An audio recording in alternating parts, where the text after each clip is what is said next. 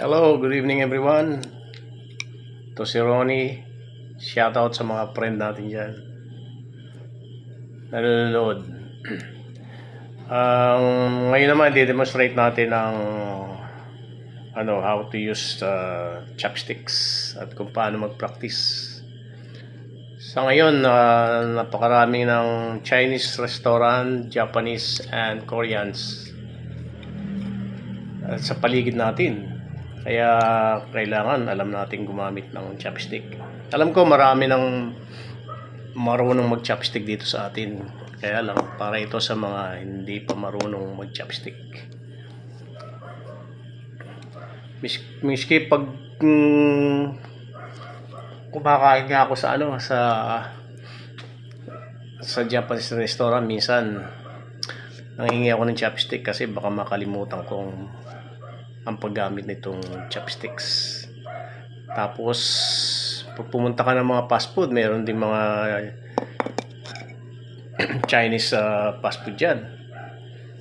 Pag nanghingi ka ng chopstick, bibigyan ka. Siyempre kailangan alam mo gamitin itong chopstick. Noong araw kasi nakaka-experience ako sa Chinese restaurant. Nagtrabaho ko dyan. Ang una namin pinagpa-practicean ito yung kalamansi. Ito nalaglag pa yung kalamansi. Ito. Basta mga bilog na bagay pag-practicean nyo ito, madali kayo matutunan itong chopstick. At ito naman dito,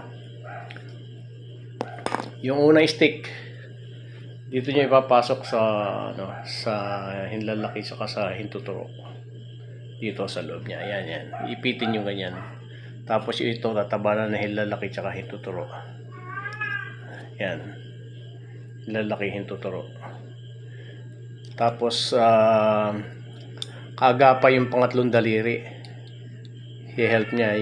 Yung sa bungad, sa una, yun ang igagalaw nyo. Yan, ganyan. Yan. Sa Chinese culture, ginagamitan nila ng bowl ang mga pagkain nila. Ito, yung bowl na ganito. Mangkok, kung tawagin. Yung fried rice,